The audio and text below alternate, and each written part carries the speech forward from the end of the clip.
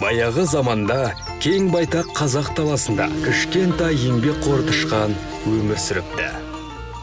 Тышқан таңмен таласа тұрып, інін тазалап, дән жинап, еңбек етуді әдетке айналдырған екен. Бір күні ол дән іздеп жүріп, алыстағы орманға кіріп кетеді. Тышқан байқамай, алып арыстанның үстінен аттап өтіп, оны оятып алыпты.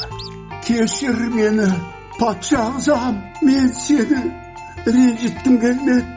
Бір күні мен де саған көмектесермін.